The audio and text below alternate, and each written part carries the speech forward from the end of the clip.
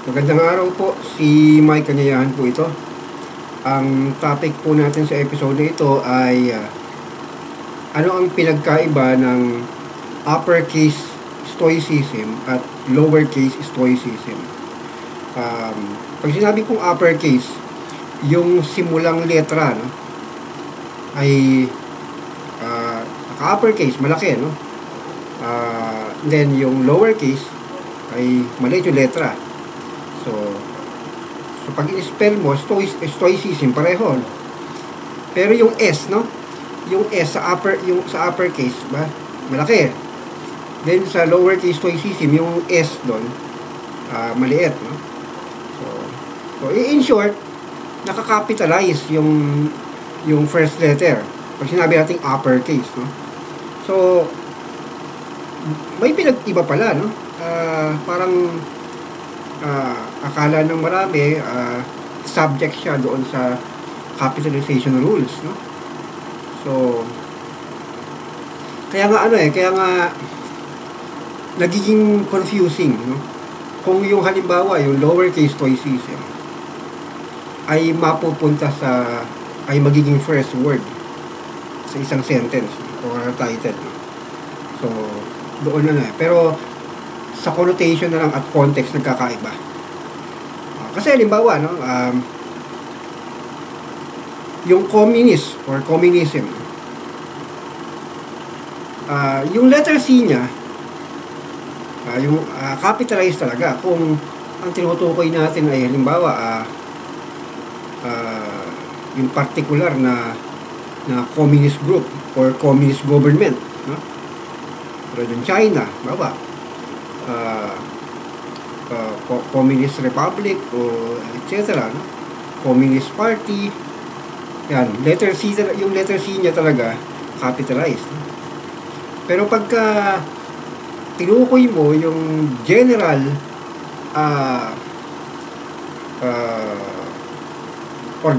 pag general yung tinutukoy mo, let's say communist in North Korea, communist in China, no? Iba kasi yung communist China sa communist in China. So yung communist in China, so lowercase yan, no? Hindi siya capitalized. So, communism, halimbawa, no? Capitalization, pag tinutukoy mo yung sinasabi ni Karl Marx, no? Pero communism, as in yung stereotypical na description ng komunismo, lowercase yan. So, kasi ganun yung rules. Ganun din sa stoicism. Subject siya sa rules ng proper noun. Especially sa philosophy. Sa philosophy kasi, nagiging proper noun yung isang word kapag ang tinutukoy mo ay yung specific era or school of thought. So, halimbawa, no, academics or academies. Sa philosophy, once na nagsabi ka ng mga academies or academics, may dalawang context yan. Kung ang context ito ay tinutukoy ay yung school of thought ni Plato or yung school na tinatag ni Plato na nag-exist sa mahabang panahon din, yung academy, letter A yun. Yung letter A yun, capitalized. So, yun. Pero, kung ang tinutukoy naman dito ay yung academy na school, no? Yung mga scholarly, institution or yung mga typical na alam nating academy. Pag sabi mo academist, no? Pwedeng isipin ng mga common people na ito yung mga professor, di ba? Ayan, mga expert, ayan, academist, no? Pero pag sa philosophy, ang tinutukoy dito ay yung yung mga advocates si Plato or students si Plato, yung letter A ng capitalize. Okay? So, ganun din sa ganun din sa Stoicism. Pero, ano yung pinag-iba? Ano ba yung uppercase Stoicism at lowercase Stoicism? So, okay. Kung tatanungin ko ang mga taong hindi nakakaalam ng Stoicism, or nakakaalam pero hindi masyadong aral tungkol sa Stoicism, narinig lang niya kung ano, sasabihin niya, ang Stoicism, ito yung yung sinasabing pagpipigil sa damdamin, no? Suppression of feelings, no? Or emotion. Yan yung yung pagiging matatag, matibay. Parang walang puso, parang bato, parang gano'n. Yun yung stereotyping sa Stoicism. So, gaya na sabi ko, pag general na, stereotypical na, lowercase siya. So, yun yung lowercase Stoicism.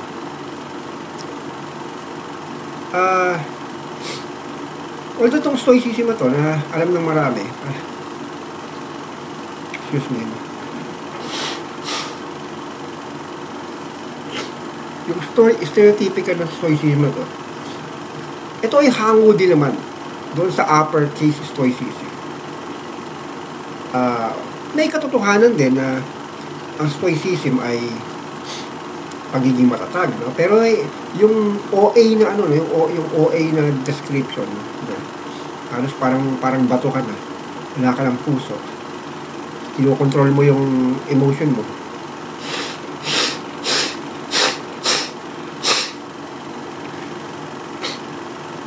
Excuse me. Hindi na yun yung Stoicism, minsan kabaligtaran pa. Dinefine kasi ng ng Encyclopedia Britannica yan na bilang ganun. Hindi ko alam kung bakit. Siguro dahil sa stereotyping na rin.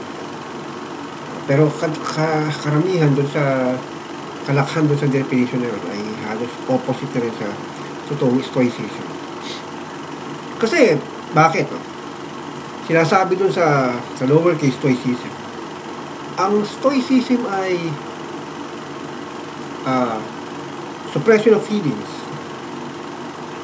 ang pagiging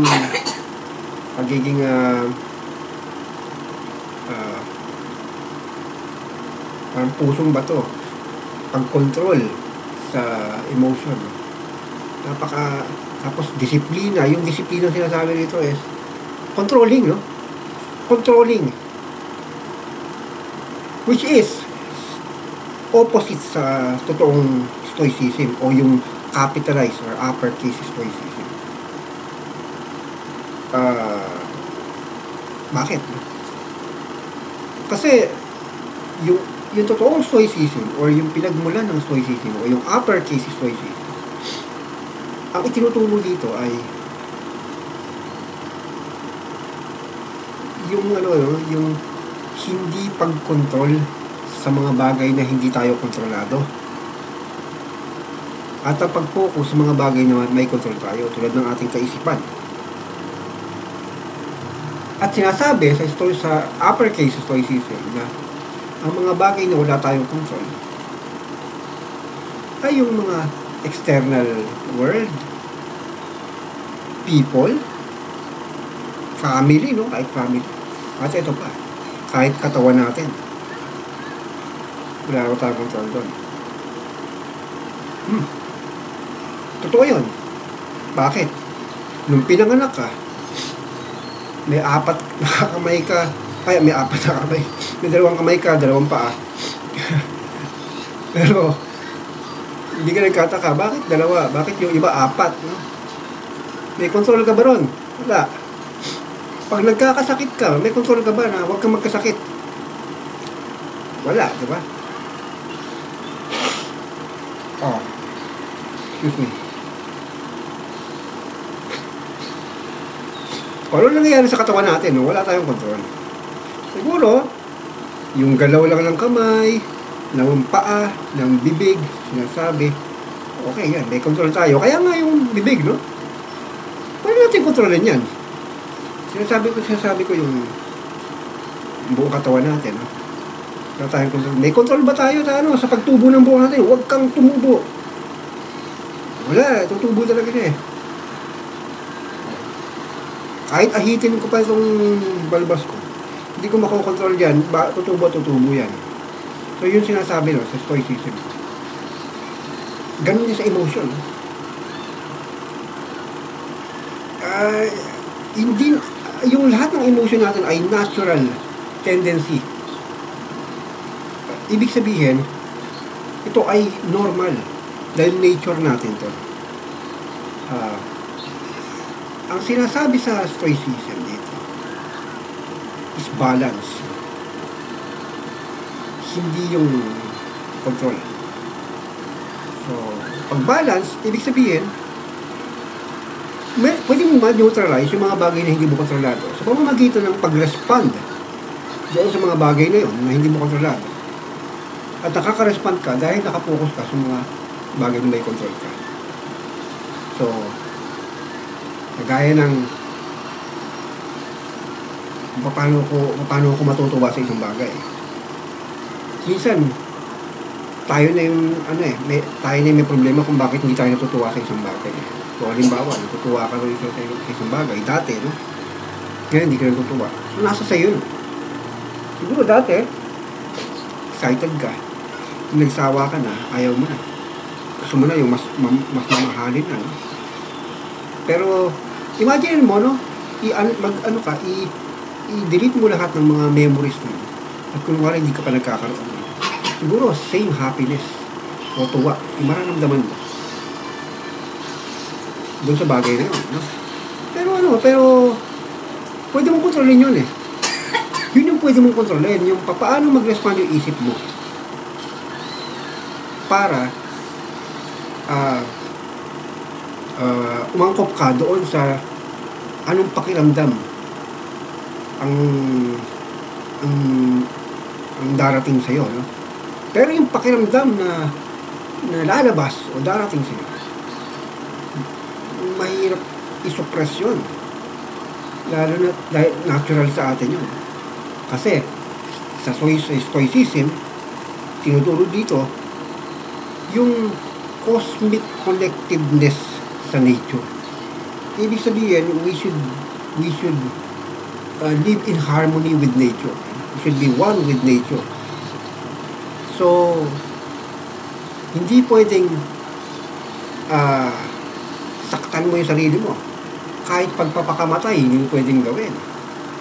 Kasi hindi naman yun yung nature mo. Hindi ka nabuhay para magpakamatay. O hindi ka nabuhay para patayin yung sarili.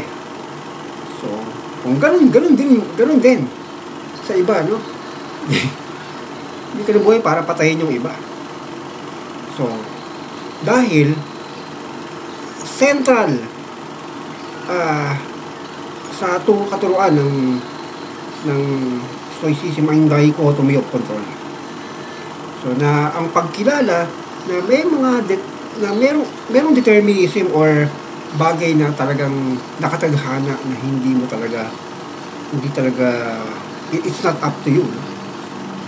Pero what is up to you ay yung paano mag-respond doon sa mga bagay na nakatadhana na yun. So, halimbawa, lumabas ka dyan, yung mga sasakyan na dumadaan, no? Hindi mo kontrolado kung saan sila pupunta. Hindi mo pwedeng sabihin na, oy, doon ka pumunta, magbabakasyon sila. Isa naman, papasok sa trabaho. Huwag kang pumasok sa trabaho, hindi mo kontrol yun. Ang kontrolado mo, yung sa'yo, kung meron ka sasakyan, sa kadadaan, yung gagawin mo, kung nakapupunta. O kaya, ang kontrolado, may control ka, kung ikaw yung traffic enforcer, doon sa area mo na yun. Hindi mo pwedeng kontrolin yung buong kapuluan. Pwede mo kontrolin yung kanto lang na yun. Ganon yung dichotomy of control sa atin. Ibig sabihin, mapagpalaya mapagpalaya ang stoicism. Hindi siya controlling. Hindi siya controlling. Hindi nangongontrol. Ganon. Tolerant, no? Tolerant. Pero doon sa stereotyping ng stoicism na lowercase, very controlling. Lumalabas, kung susundin mo yon, yung stereotype na yon, pusong bato ka. Pusong bato. Cruel ka. Cruel. Controlling ka. Diba? Hindi ka dapat lumigaya. Itong huwag mong pakitang maligaya ka. Hindi yun siyempre, sa stoicism, yung joy, yung happiness, tranquility, lahat, kinikilala yan. Ganun din yung mga negative feelings na tinatawag nating negative. Pero, ang stoicism, para sa stoics, indifferent sila sa emotion. Ibig sabihin indifferent, they do not judge yung emotion kung negative ba yan o positive. Although sa atin, siyempre, sa panahon ngayon, modernong panahon, meron na tayong mga stereotyping ng mga negative emotion at positive emotion. Pero yung halimbawa, yung excitement, no? It could be negative or positive, no? Depende. Halimbawa, excitement, happiness, no? Oh, excited na ako sa regalo. So, you deserve, no? Maging happy. Nagiging negative yung excitement kung yung regalo pala hindi maganda. Halimbawa droga, sigarilyo, kaya puro mga nakasasama sa katawan o sa ibang tao, no? O gano'n, excited ka. So, hindi maganda excitement. O ngayon, halimbawa negative, no? Kagalit ka. Kagalit.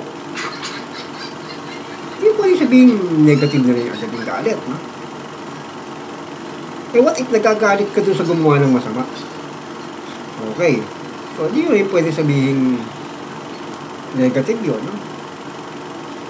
So, kaya nga, indifferent na lang Huwag na lang indifferent ang mga stoic doon. Kaya tignan mo nga, no? Kung dapat napaka-stoic ay yung mga nang-aaresto.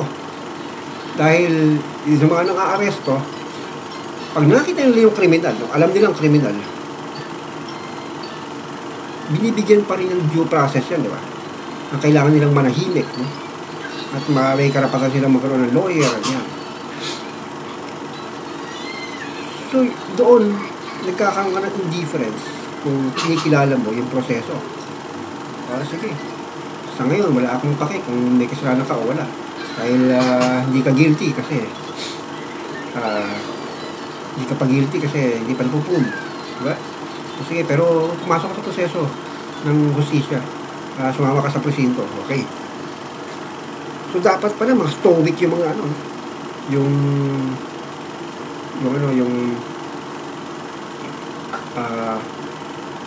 mga aresto. Ganun din sa judge, no? Sa mga husgado, no? Hindi pwedeng judge ka na nakita mo yung pagmumukha ito, mukhang criminal ito. Galit na galit ka. Ikulong yung tao na yan. Yung pala, hindi pala guilty. So, gano'n. So, yun yung sinasabi na indifference. Pero pag sabing indifference, hindi yung suppression of feelings. Magkaiba yan. No? Magkaiba ang suppression of feelings or emotion sa indifferent sa emotion. No? Pag indifferent ka sa emotion, ibig sabihin, hindi ka judgmental kung negative or positive ba yan. Or, nababalanse mo. Kung ikaw nakakaramdam nun, meaning na ilalagay mo sa lugar. Diba? Pero hindi ibig sabihin, hindi ka na pwedeng makaramdam nun. Tao tayo. So, halimbawa, no, tinuturo sa stoicism yung virtue of courage. No? Virtue of courage. Dapat maging matapang ka. Pero, ano ba yung tapang? No? Halimbawa, matapang ka. Pag tumalong ka dyan sa may sa bulkan, no? Tapang ka. Paano yung mga yung mga may kapansanan sa pag-iisip? O yung mga bata na hindi nila alam masusulog sila ron, tapos tumalon sila. O yung mga nauto, tumalon sila. Ano masasabi mo na matapang? So yung hindi natapang yan. Kamangmangan yun. Kamangmangan. Ang tapang kasi, ibig sabihin, balanse ng kaduwagan o karuwagan o katapangan. So, ibig sabihin, matapang ka dahil may kinatatakutan kang iba. O, bakit? Abawa ako. Isa akong warrior. Matapang ako. Lumalaban ako. Bakit? Natatakot kasi ako dahil kung yung kalaban ko ang manaig, terror o impyerno ang magiging buhay. At yun ang kinakatakutan ko. Dahil sa takot mo na yun, magiging matapang kang lumaban. So, ano yung balance? Pero yung tapang ka for the sake of tapang, wala kang nararamdaman, sinusuppress mo. O kaya naman, natatakot ka, sinusuppress mo yung takot mo. So, hindi yun. Hindi healthy yun sa pagkatao. Kasi, kaya ako naging matapang, kaya ako lumaban dahil hinayaan ko yung takot ko. Hinayaan ko yung takot ko. So, dahil sa takot ko, na itong taong to, ang mamuno sa ating bansa, naging matapang ako na lumaban. Para hindi siya manaig. Kung sinupras ko yung takot ko, huwag kang matakot dyan. Hindi nakakatakot yung demonyo na yan. So ngayon, ano mangyayari, di ba? Hindi maganda. Hindi healthy. Hindi healthy sa pagkatao mo, hindi healthy sa environment, hindi healthy sa lipunan, hindi healthy sa mundo. So, anumang suppression, anumang pagkokontrol ay hindi healthy. Pero anumang balanse ay healthy. So, yan ang pinagkaiba ng uppercase stoicism sa lowercase stoicism. So, hindi ko alam kung may nagtuturo ng lowercase stoicism. Dahil stereotyping lang siya. Or stereotypical description ng stoicism. Kasi the fact na tinuturo ko sa inyo ang stoicism with reference sa ancient stoic philosophy na tinatag ni Zeno of Citium na lumaganap sa Stoa Poikile sa loob ng Agora Market ng Greece, na umabot sa Rome at pinalaganap ni Seneca, Epictetus at Marcus Aurelius. Itong school of thought na to, the fact na tinuturo ko yung mga bagay ito ay uppercase stoicism. So, ang tinuturo po natin dito ay uppercase stoicism, hindi po yung lowercase stoicism. So, yun po yung yung distinction. Kaya sana alam po natin kung pag sinabi natin stoicism dito, o the fact na nag-aaral kayo ng stoicism, ito ay uppercase stoicism. So, hindi ko alam kung may nagtuturo ng lowercase stoicism, pero alam niyo yung alam niyo yung sa philosophy yung Epicureanism. Pag sinabing Epicurean, yung letter E, kasi yung letter E capitalize, kapag ang tinutukoy natin ay yung philosophy ni Epicurus. At maraming advocate si Epicurus hanggang ngayon. Tinatawag silang Epicurean. At tinuturo dito yung dichotomy of pain and pleasure. Ibig sabihin,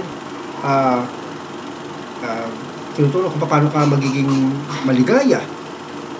Yung pleasure na tinutukoy din sa Epicureanism ay yung simpleng yung simpleng tuwa mo na maligaya ka na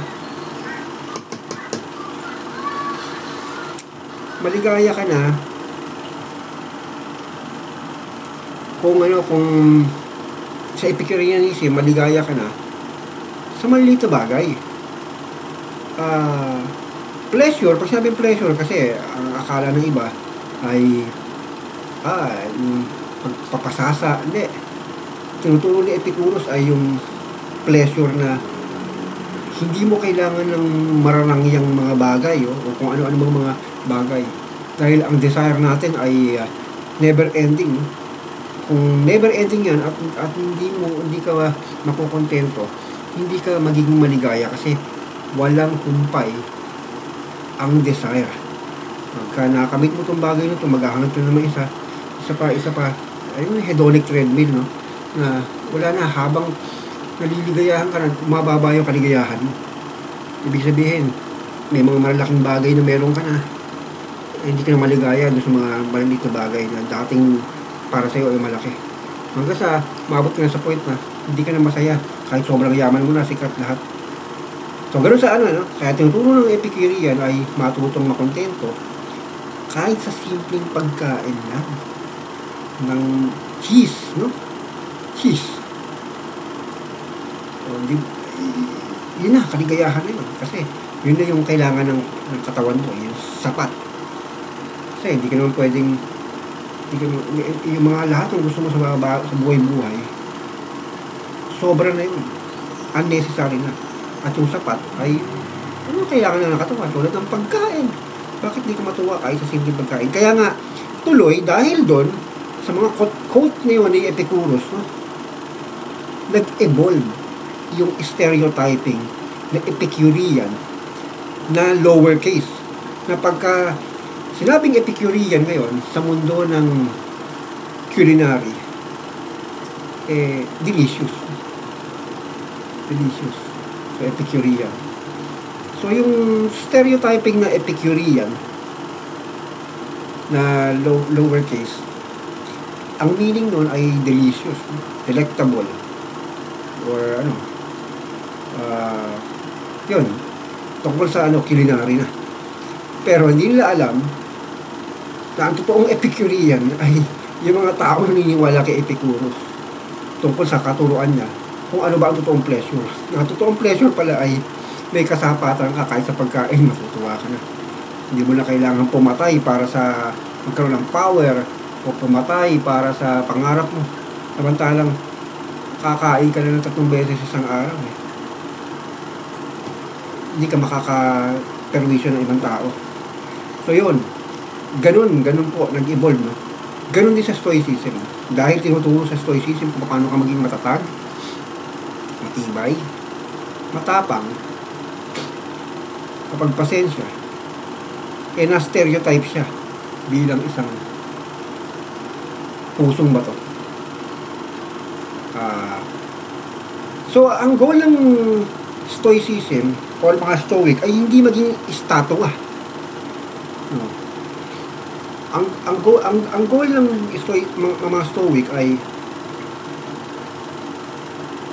yung maging wise, no? Maging wise. Diba? Kaya nga kung susundin natin yung mga stereotypical na na definition ng Stoicism in lowercase, lalabas yung yung image ng Stoic ay yung mga UFC wrestler. Pag Stoic ka, dapat para kang yung mga para kang yung mga UFC champion.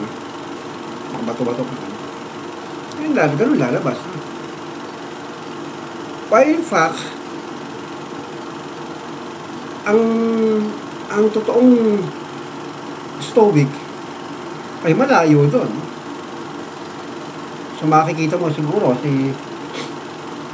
pwede natin sabihin na si Jesus Christ, no? Socrates. Kasi ang goal ng mga Stoic ay maging Stoic sage noong unang panahon. maging wise. Kung sinabing sage, wise. Kala si Socrates, ganun. Dahil yung nagtatag ng Stoicism, si sino? Ano inspired siya kay Socrates. So, para sa kanya, si Socrates, siya yun, yung isang tipo ng wise na masasabi, or sage. Ang layo naman ko si Socrates, yung itsura niya na yun, na parang taong grasa na, tapos ilalaban mo sa UFC championship. So, gano'n. Minsan nakabalabal lang siya na mukhang sakitin pa nga pero hindi nila alam, dating sundalo si Socrates. Pero kahit gano'n, kahit na hindi maskulado, grabe yung ano nun, grabe yung endurance nun sa ginaw, diba? Pero kahit may tapang siya na humarap doon sa mga katunggali niya sa filosofiya, minsan kahit na kahit yung authority, i-question niya, na naging dulot ng kamatayan niya. Hindi siya natatakot, matapang siya, pero nandun yung puso niya, yung puso. Hindi siya pusong bato. At ginagawa niya yun, dahil meron siyang puso doon sa mga mag-aaral, na ang gusto niyang mangyari ay maging mapagpalaya ang pagtuturo sa mga kabataan. May puso siya. Kaya nga yung apology niya, kung babasahin mo, yung Plato's Apology ni Socrates, matatouch ka kasi may puso yung nagsasalita, hindi walang puso. At yun ang parang inspirasyon ni Sino sa pagkatatag niya ng Stoicism, uppercase Stoicism. So yun. So ngayon, pag sinabing Stoic ka ba o hindi, so sagutin nyo kung nagsusulat kayo na capitalization letter S. Magiging problema lang dito kung sa capitalization rules ay nasa first word ng statement o sentence o title yung Stoicism.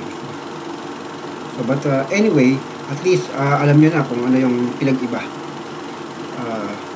Dahil ako rin minsan may nakaano rin ako rito na misunderstanding.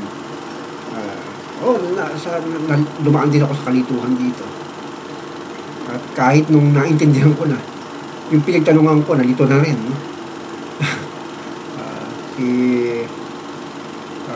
Shout out kay Donald Robertson. Humingi ako ng pasensya dahil nung araw, alam ko kung may record pa ito sa Stoicism group na siya yung nag-create. Nakasagutan ko rin kasi siya. Dahil meron siyang sulat tungkol doon dito sa difference ng lowercase at uppercase Stoicism. At medyo siguro na hindi kami nagkaintindihan doon. Pero anyway, sorry. Kasi nakakalito talaga. Lalo na kahit nag-aaral ka na ng Stoicism. Pero anyway, matagal na yun. Kahit nag-aaral ka na ng Stoicism,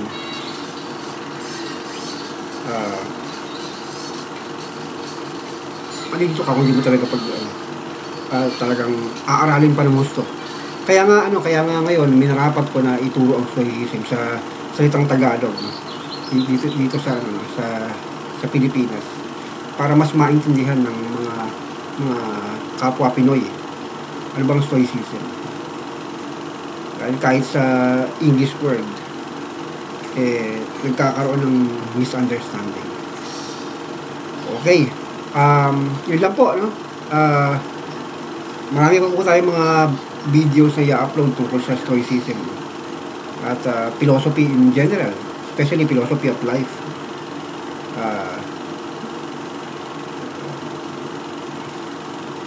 Pwede ako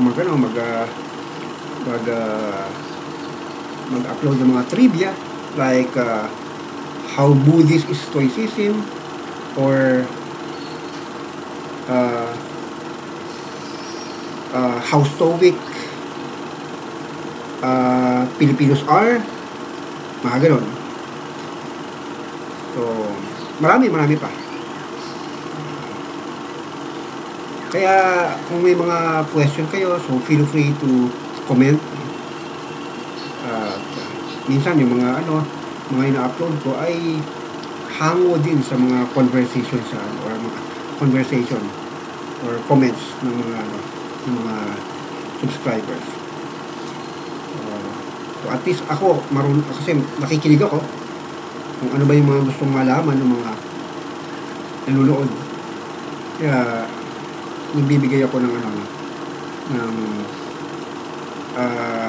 space para doon, para at least maintindihan ng marami.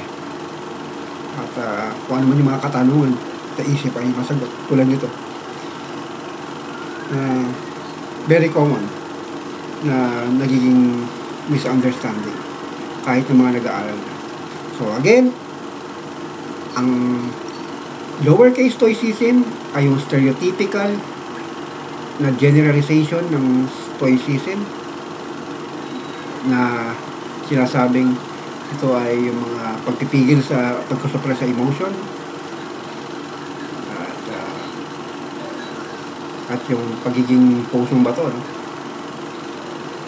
At yung uppercase Stoicism ay yung Stoicism na itinatag ni Zeno of Citium na naipasa niya sa mga Roman philosophers na tulad nina Seneca, Epictetus at Marcus Aurelius. At ang itinuturo ko dito sa channel na ito ay ang uppercase Stoicism. So, at least klaro na po. Ang Stoicism po natin dito ay uppercase capitalized Stoicism. Pero siguro, pagpasensyahan nyo na kung may mga typo ako na naka-lowercase yung Stoicism sa ibang mga mga comments, no? Dahil talaga naman nakakalito. Pero let me make it clear na itong channel na to, uppercase Stoicism po ang tinuturo natin. Yun na po. Maraming salamat po. Ito po si Mike Kanyayahan. May the force be with you.